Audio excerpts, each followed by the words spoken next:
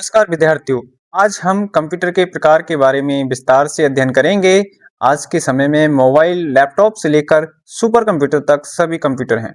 लेकिन क्या आप जानते हैं कि कंप्यूटर को कितने प्रकार में वर्गीकृत किया जाता है? यदि नहीं, तो इस पाठ के अंत तक सभी प्रकार स्पष्ट रूप से समझ आ जाएंगे। तो चलिए वीडियो को शुरू करते हैं। सबसे पहले हम जानेंगे कि कंप्यूटर क्या है। कंप्यूटर एक इलेक्ट्रॉनिक मशीन है जो डेटा को इनपुट के रूप में लेती है और उसे प्रोसेस करती है और हमें अर्थपूर्ण आउटपुट देती है या अर्थपूर्ण रिजल्ट हमें आउटपुट के द्वारा प्राप्त हो जाता है। एक आसान भाषा में हम समझेंगे, इसका जो प्रोसेस होता है वो ये होता है कि सबसे पहले इनपुट के द्वारा डाटा को लिया जा रहा है। जैसे इनपुट क्या हो गया, हमारा एक कीबोर्ड हो गया, ये एक इनपुट डिवाइस है। इसके द्वारा हम जो भी इंफॉर्मेशन इंस्ट्रक्शंस कंप्यूटर में देते हैं कंप्यूटर को, वो हमारा रॉ डाटा कहलाता है और इनपुट के द्वारा इसको स्वीकार किया जा रहा है। देन आफ्टर दैट उसके बाद हम क्या करते हैं, इस डेटा को प्रोसेस में भेजते हैं, यानी कि प्रोसेस होता है डेटा। प्रोसेस होने के बाद जो रिजल्ट फाइनली हमें मिलता है आउटपुट के द्वारा, वो हमारा मॉनिटर या डेस्कटॉप पर दिख जाता है। इसको हम एक प्रोसेस चार्ट भी बोलते हैं। समझ लेते हैं यहाँ पर, जैसे कि हम इसके द्वारा जो कोई भी इंफॉर्मेशन जो भी हम इंफॉर्मेशन यहाँ पर दर्ज करते हैं, इसी को हम क्या कहते हैं, रॉ डाटा कहते हैं। तो इसको हम बोलते हैं रॉ डाटा। ठीक है, तो ये हमारा कीबोर्ड के द्वारा इसको दर्ज किया जाता है, ये इनपुट के द्वारा लिया जा रहा है एक तरह से, और इसको प्रोसेस करके आउटपुट के द्वारा हमें सही रिजल्ट दिखा दिया जा रहा है। तो ये हमारा कंप्यूटर का एक प्रोसेस होता है। आगे हम बात करेंगे कंप्यूटर का वर्गीकरण। कंप्यूटर का जो वर्गीकरण है वो तीन प्रकार से हम देख सकते हैं। जैसे कि पहला, आकार और क्षमता के आधार पर। दूसरे तरीके से अगर हम देखें तो कार्य प्रणाली के आधार पर हम कंप्यूटर को वर्गीकृत कर सकते हैं। और तीसरा, उद्देश्य के आधार पर। अगर हम बात करें कार्य सॉरी अगर हम बात करें आकार और क्षमता के आधार पर, तो हमारे जो कंप्यूटर होते हैं वो चार प्रकार के होते हैं। अब चार प्रकार कौन कौन से होते हैं? सबसे पहला हमारा आ जाता है सुपर कंप्यूटर।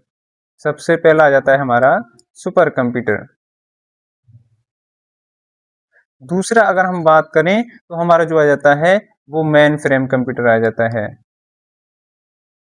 Main frame. तीसरा अगर हम बात करें तो मिनी कंप्यूटर आ जाता है। और चौथा हमारा आ जाता है माइक्रो कंप्यूटर। माइक्रो कंप्यूटर, ये हमारे चार प्रकार हमारे आकार और क्षमता के आधार पर होते हैं। अगर हम बात करें कार्य प्रणाली के आधार पर, तो ये जो होते हैं वो तीन प्रकार के कंप्यूटर होते हैं। जैसे पहला जो हमारा होता है वो हमारा होता है एनालॉग कंप्यूटर, एनालॉग। दूसरा जो हमारा होता है वो हमारा होता है डिजिटल। तीसरा अगर हम बात करें, इसको बोलते हैं हाइब्रिड।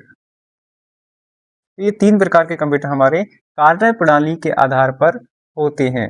अब बात करें उद्देश्य के आधार पर, उद्देश्य के आधार पर हमारे होते हैं, जैसे कि हम आधार पर हमारे होते हैं सामान्य प्रयोजन कंप्यूटर। जैसे कि सामान्य यूज के लिए जो हम नॉर्मल कंप्यूटर यूज करते हैं, एक तो हमारा हो जाता है सामान्य प्रयोजन के लिए, यहाँ पे हम लिख देते हैं सामान्य,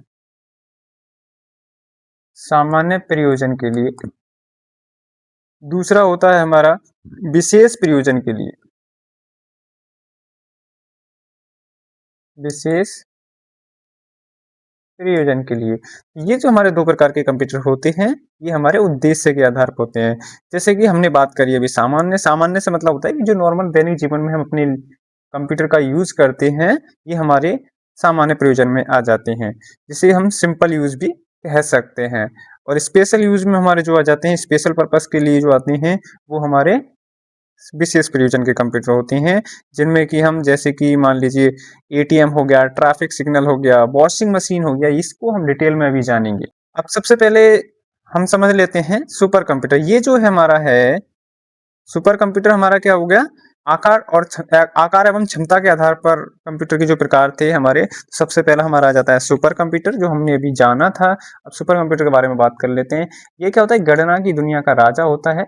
यह सबसे शक्तिशाली कंप्यूटर है जो अत्यंत उच्च गति से जटिल गणनाएं कर सकता है। इसमें हजारों प्रोसेसर लगे होते हैं। इसका जो प्रयोग होता है मौसम पूर्व अनुमान, या अंतरिक्ष अनुसंधान, परमाणु अनुसंधान के लिए किया जाता है। ये हमारे जो सुपर कंप्यूटर होते हैं, ये इसका जो यूज है वो मौसम के लिए, मौसम पूर्वानुमान, जैसे कि मान लीजिए कभी-कभी क्या होता है कि हमें पता लगता है कि एक आने वाले 4 दिन बाद हम यहाँ पर वर्षा हो सकती है। तो जैसे कि हम मान लीजिए 5 मार्च को बारिश होगी। अब कैसे पता लगता है? ये जो कैलकुलेशंस की जाती है इसके बैकग्राउंड में, वो सुपर कंप्यूटर के द्वारा की जाती है कि अभी जो मानसून है, ये जो गति है, वो कितनी स्पीड से चल रही है। उसके बाद ये कैलकुलेशन, सारी कैलकुलेशन हमारी सुपर कंप्यूटर के द्वारा की जाती हैं और एग्जैक्ट डे और टाइम बता दिया जाता है कि इतने बजे यहाँ बारिश होने की संभावना है। ठीक इसी प्रकार से अंतरिक्ष अनुसंधान में, परमाणु अनुसंधान में भी इनका प्रयोग किया जाता है।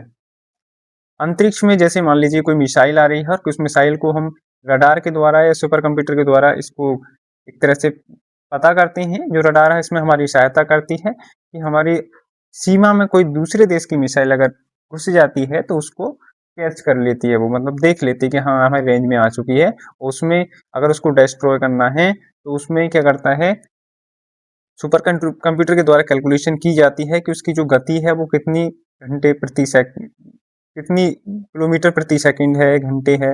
इसको जांचते हुए ठीक उसी को डिस्ट्रॉय करने के लिए हमारी एक और मिसाइल छोड़ दी जाती है और उसको ऊपर से ऊपर तहस-नहस कर दिया जाता है, यानी कि डिस्ट्रॉय कर दिया जाता है। तो कुछ इस प्रकार से सुपर कंप्यूटर का प्रयोग किया जाता है। तो आम तरह से हम ये समझ सकते हैं, आम भाषा में हम ये समझ सकते हैं, इसका प्रयोग जो होता है मौसम अनुसंधान यानी कि वैज्ञानिक पर्पस के लिए किया जाता है, ना कि नॉर्मल इंसानों के लिए। तो ये था हमारा सुपर कंप्यूटर, जो इसकी गणना करने की जो गति होती है वो बहुत अधिक होती है और गति को इसको पेटाफ्लॉप्स में मापते हैं। यह जटिल गणनाओं करने के लिए जाना जाता है।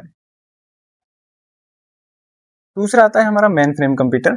मेन फ्रेम कंप्यूटर क्या होता है, ये बड़े स्तर पर डेटा को संभालने या और एक साथ हजारों उपयोगकर्ताओं को सेवा देने में सक्षम होते हैं। ये क्या होता है, इसके साथ हम बड़े से बड़े डेटा को संभाल सकते हैं।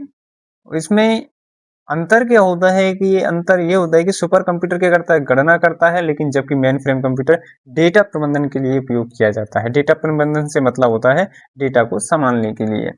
जैसे इसका जो प्रयोग है वो बैंक, रेलवे आरक्षण या बीमा कंपनियां करती हैं। कुछ आप फोटो में भी देख सकते हैं। अब मान लीजिए बैंक कैसे करती होंगी, जैसे बैंक का जो आपका हेड ऑफिस है वो मान लीजिए दिल्ली है या मुंबई है, इसका जो है मुंबई है।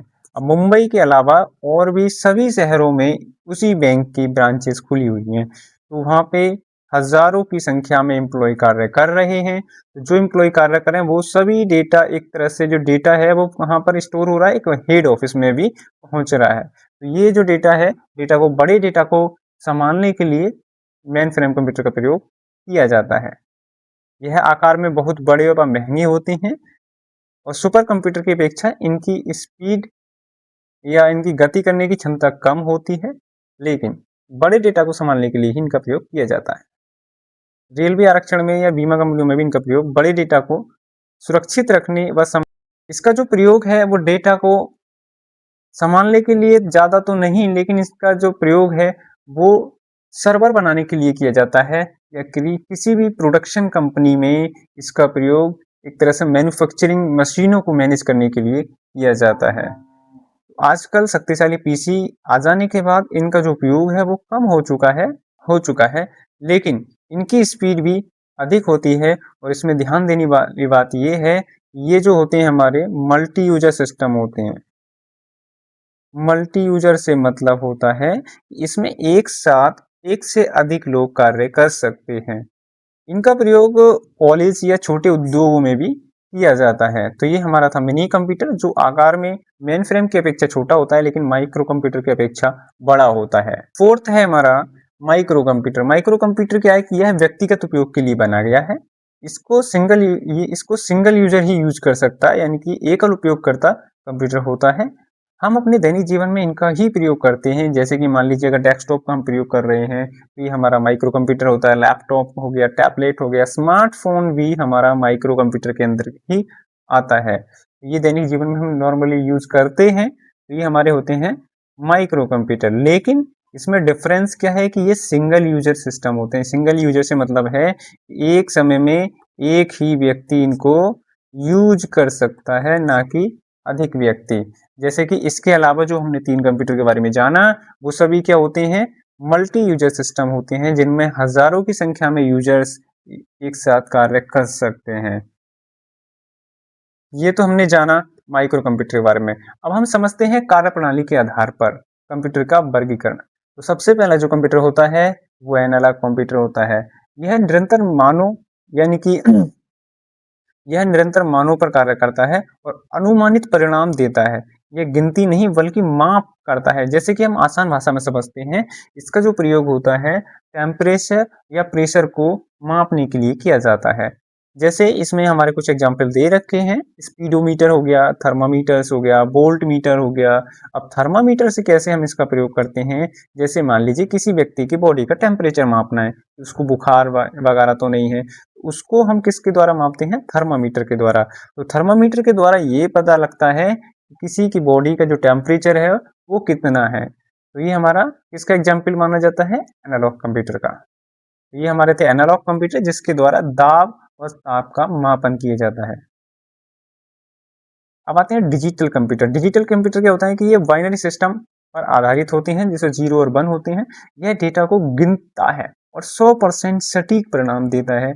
आधुनिक कंप्यूटर, मोबाइल, ये सारे जो कंप्यूटर हैं जो डिजिटल कंप्यूटर के अंतर्गत ही आते हैं। तो ये हमारे हो गया डिजिटल कंप्यूटर, जो डिजिट के आधार पर कार्य करता है, ये हमारा डिजिटल कंप्यूटर होता है। जैसे कि मान लीजिए अब जो हम दैनिक जीवन में अभी कंप्यूटर यूज कर रहे हैं, लैपटॉप यूज कर रहे हैं, वो हमारे डिजिटल कंप्यूटर के अंतर्गत ही आते हैं। तो ये हमारे डिजिटल कंप्यूटर हो गए। फिर आ गया हमारा हाइब्रिड कंप्यूटर। हाइब्रिड कंप्यूटर क्या होता है कि इसमें एनालॉग और डिजिटल दोनों के गुणों को सम्मिलित किया जाता है। जैसे analog plus digital equal hybrid. अब कैसे इसका जो उपयोग होता है वो अस्पताल में, आईसीयू में किया जाता है, ईसीजी मशीन में किया जाता है। और एनालॉग कंप्यूटर, डिजिटल कंप्यूटर दोनों के ही इसमें गुण पाए जाते हैं। जैसे कि एनालॉग जो तरंगे हमारी चल रही हैं वो हमारा एनालॉग के अंतर्गत आता है, जबकि उसको डिस्प्ले पे जो डिजिट फॉर्म में दिखाता है वो डिजिटल फॉर्मेट में आता है। इसको और आसान भाषा में कुछ ऐसे समझ सकते हैं, मान लीजिए आप, एक पेट्रोल पंप है, एक पेट्रोल पंप है।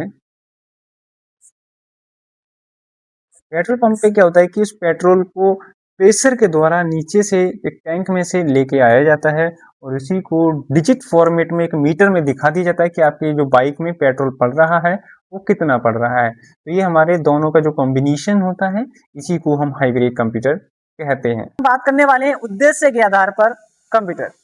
तो पहला हमने अभी कुछ समय पहले इसको पढ़ा था कि हमारे उद्देश्य के आधार पर 2 प्रकार के कंप्यूटर होते हैं, जनरल पर्पस और स्पेशल पर्पस। तो अभी हम पहला पढ़ने वाले हैं जो कि जनरल पर्पस है, यानी कि सामान्य प्रयोजन कंप्यूटर।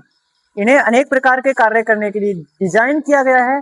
आप इन्हें गेम खेल सकते हैं, डॉक्यूमेंट लिख सकते हैं या गणना भी कर सकते हैं।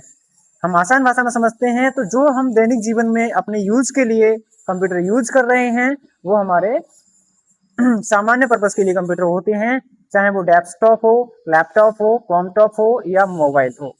ये हमारे जनरल पर्पस के कंप्यूटर होते हैं। दूसरा है हमारा विशेष प्रयोजन कंप्यूटर, यानी कि स्पेशल पर्पस के लिए। इन्हें केवल विशिष्ट कार्य के लिए प्रयोग किया जाता है, जैसे कि एटीएम के लिए, एटीएम में इसका प्रयोग किया जाता है, या ट्रैफिक लाइट को मेंटेन करने के लिए, ट्रैफिक लाइट को कंट्रोल करने के लिए इसका प्रयोग किया जाता है, या वॉशिंग मशीन में भी इस कंप्यूटर का ही प्रयोग किया जाता है। तो ये नॉर्मल यूज के लिए नहीं होते हैं, स्पेशल पर्पस के लिए होते हैं। जैसे कि एटीएम, जैसे एटीएम से क्या होता है कि आप अपना कार्ड इसमें एंटर करते हैं और कार्ड के बाद आपकी जो अकाउंट की डिटेल्स होती है उसको फैक्स करता है और उसको एक्यूरेसी के साथ में वही डिटेल मैच होने के बाद आपके अकाउंट से रुपए निकाल देता है। ये हमारे स्पेशल पर्पस के कंप्यूटर होते हैं। सुपर कंप्यूटर क्या था, सबसे शक्तिशाली जटिल गणनाएं कर सकता है। वहीं दूसरी ओर एनालॉग कंप्यूटर मापन के लिए प्रयोग किया जाता है, जैसे कि बॉडी का टेम्परेचर हो या फिर स्पीडोमीटर हो। ओके, दूसरा हमारा आता है कि मेन विशाल डेटा को प्रबंधन करने के लिए प्रयोग किया जाता है, जैसे कि बैंकिंग में इसका प्रयोग करते हैं। और डिजिटल कंप्यूटर हमारे 2,1 पर आधारित होते हैं, ये सटीक परिणाम निकालने में काम करते हैं। डिजिटल कंप्यूटर वो सारे कंप्यूटर होते हैं जो हम दैनिक जीवन में यूज कर रहे हैं, जैसे कि लैपटॉप हो गया, सुपर कंप्यूटर हो गया, अपनी संस्था पर लगे हुए सभी कंप्यूटर क्या हैं, डिजिटल कंप्यूटर हैं। अगला है माइक्रो कंप्यूटर। माइक्रो कंप्यूटर भी व्यक्तिगत उपयोग के लिए होते हैं, जैसे कि लैपटॉप हो गया, मोबाइल हो गया, ये हमारे क्या हैं, माइक्रो कंप्यूटर्स होते हैं। हाइब्रिड कंप्यूटर वो कंप्यूटर होते हैं जिनमें एनालॉग और डिजिटल दोनों के गुण पाए जाते हैं। जैसे इसका प्रयोग मेडिकल साइंस में भी किया जाता है, ईसीजी की जांच कराने में हाइब्रिड कंप्यूटर का प्रयोग किया जाता है। आज हमने जाना कि कंप्यूटर केवल पीसी नहीं बल्कि जेब में रखे मोबाइल से लेकर अंतरिक्ष अनुसंधान तक हर जगह कंप्यूटर है। डिजिटल सीखें, डिजिटल बने और आगे बढ़ते रहे। तो आज की वीडियो में इतना ही। नमस्कार, फिर मिलते हैं किसी दूसरी वीडियो के साथ। तब तक के लिए स्वस्थ रहें,